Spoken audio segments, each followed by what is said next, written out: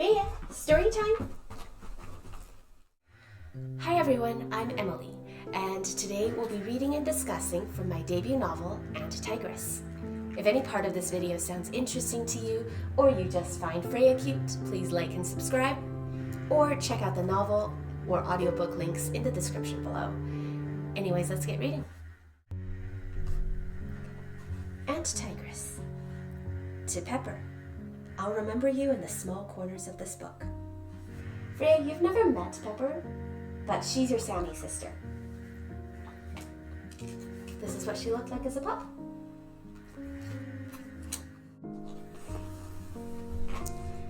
Chapter 1.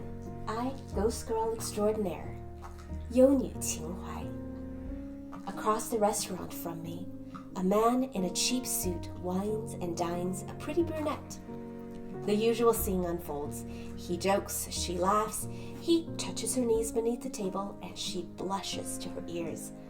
A rom-com meet cute, except for the fist-sized incubus sitting cross-legged on the man's shoulders, with its stinger embedded in the nape of his neck. The creature combs its braided hair with spindly fingers and occasionally strokes its distended blue abdomen. I watch the scene. A salad fork hangs forgotten between my teeth. Janet snaps her fingers in front of my face. Seeing fairies again, Tam? She asks, a hint of mockery. I blush and shake my head. There's an incubus. It's feeding on that man across from us, with the shiny watch and too much hair gel. Janet looks over her shoulders. Her gloss lips curl up, and a dimple wells into her left cheek. The suit? Yeah, but the incubus's color is off, I say. It's too blue. We watch from behind wine glasses and heavy napkins, speculating in hushed voices. When the brunette excuses herself to the washroom, we see the suited man slip a sleeve of powder into her drink. He folds the sleeve small and palms it, settling back in his booth to watch the waitresses. By the time the brunette returns, all smiles and lemon soap fingers, his powder scuds have dissolved in her velvet Italian red.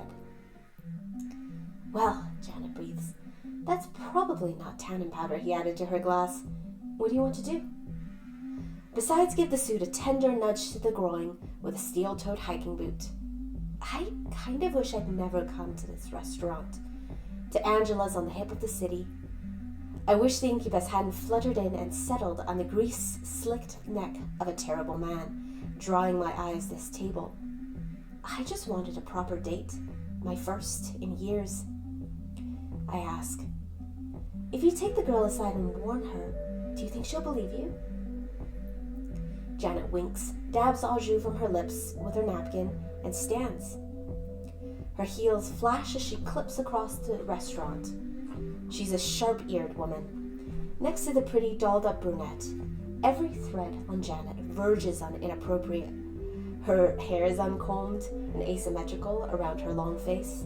The red of her lips clashes against her freckles. Her skirt is a finger too short for polite crowds, and my eyes linger where the fabric meets leggings. Janet takes the brunette's glass by the long stem and flings the contents onto the suit's face. The suit sputters, and the incubus on his neck pulses mustard yellow. The brunette half stands. What's wrong with you? She shrieks. Janet slides a finger into wine residue and flicks red droplets across the table. Still need chemicals to nail your dates, she sneers, loudly enough that half the diners turn their heads.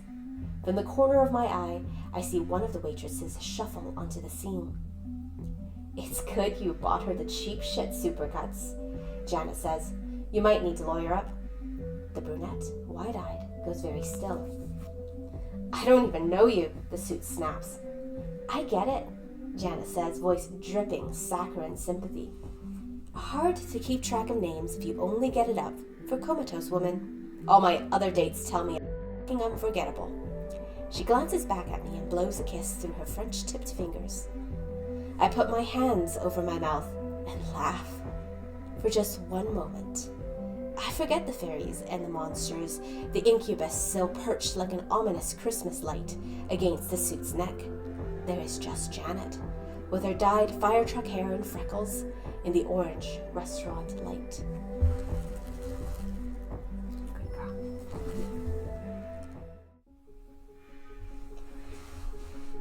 I hope that was entertaining, or a little bit intriguing.